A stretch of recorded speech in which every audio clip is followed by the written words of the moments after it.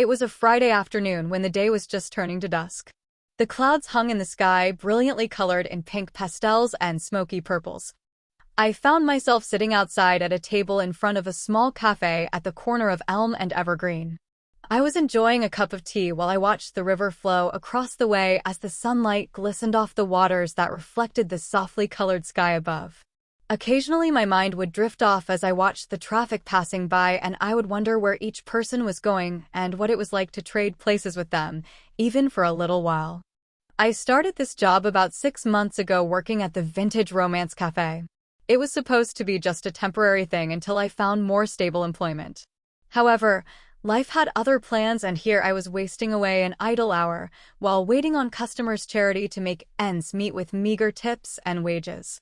It was the slow period between lunch and dinner, and the regular patrons had not arrived.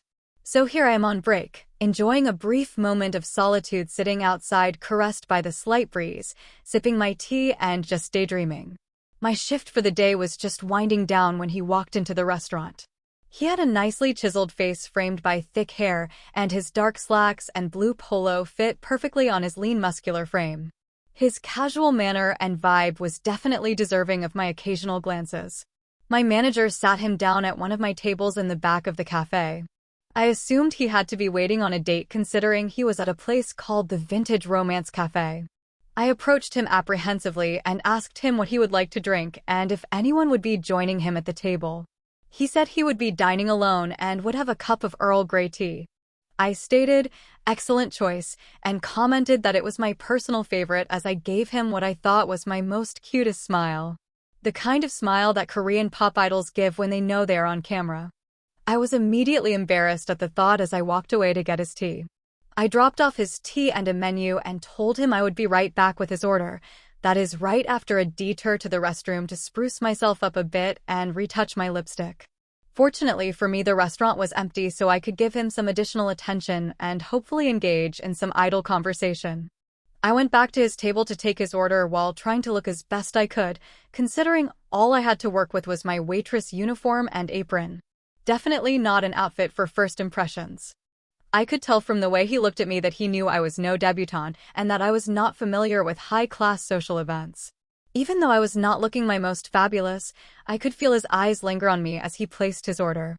He ordered the grilled salmon with a dollop of lemon herb butter, roasted asparagus, and a house salad with a zesty Italian dressing. I was trying my best to think of something to start up a conversation when my mind went blank.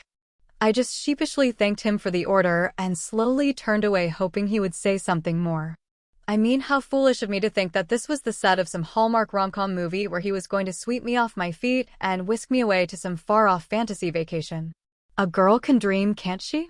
I was really coming to terms with reality, or should I say getting control of my delusional fantasy, while wiping down the table a couple of booths away when he called my name. I looked up with a confused smile and asked, "How did you know my name?" He smiled and made a pointing gesture to his chest and said, "Your name tag." I stood there like a deer in the headlights while I shrugged off the embarrassment and asked if he needed anything else. He said a refill on the tea would be nice. I nodded, of course, and gave him a radiant smile while thinking of a way to recover from my own stupidity. I reassured myself this was going nowhere and that I just needed to focus on getting the tea and moving on with my day. I brought him the tea and he said thank you as I shuffled off to one of my other tables. I finally made my way back to his table and he asked for another refill, and I smiled and said sure thing. It must have got really busy because time slipped away from me, and when I went to return to his table he was gone. He paid the bill in full and left a generous tip along with a note on a napkin that just said "See you next week." I didn't think much of it because it wasn't the first time someone left me a note at my table, but just in case, I made a mental note to make sure that I looked more presentable next Friday. To say my week dragged by was an understatement. An endless turnstile of customers, complaints, spilled tea, and the constant drone of other waitresses complaining about their day. When Friday rolled around, I was having a rather frazzled morning of burnt toast and dirty laundry. I literally forgot to wash my uniform and apron and was running late for the subway. I spritzed on some perfume to cover the food odor from the apron and threw my makeup in a bag, and out the door I went. I was on the subway admiring a cute couple when I panicked and realized that he would see me today. I forced myself to calm down and rationalized that nothing really special happened last week and convinced myself he would be a no-show. However, being pessimistically optimistic, I quickly applied makeup and bounded off the subway to work. The workday seemed to fly by, and before I knew it, my shift was coming to a close. My shift ended in 15 minutes at 6 o'clock, and as expected, he never showed. I got myself worked up for nothing. My shift ended, I clocked out, grabbed my bag, said goodnight to my coworkers, and headed to the door. Just as I opened the door, he arrived and was walking in as I was walking out. He asked where I was going, and I said my shift ended and was heading home. He hung his head and said, "What a shame." He said the food here is decent, but the cute waitress never gave me a refill on my tea as a smile brightened his face. I smiled back, acknowledging the compliment.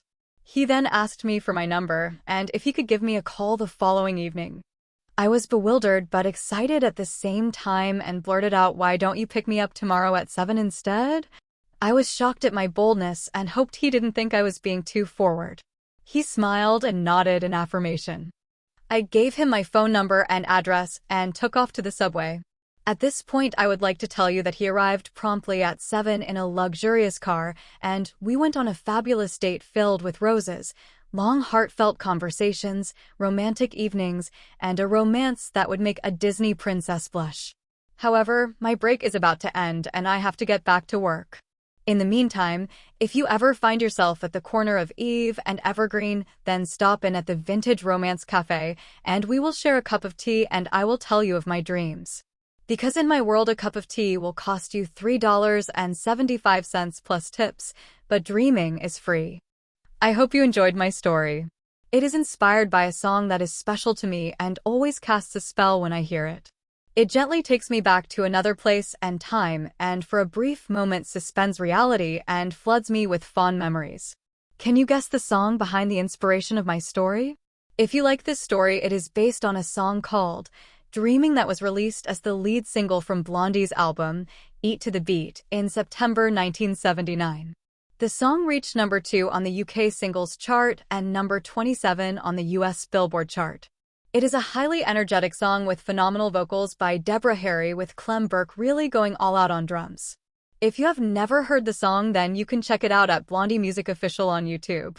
Please discuss in the comments below any memories you have of the song. If you are listening to it for the first time, then feel free to let us know what you think. I would appreciate it if you liked and subscribed to my channel for more song-inspired stories. Until then, I hope you find that special song that speaks to your heart and takes you away to an endearing memory.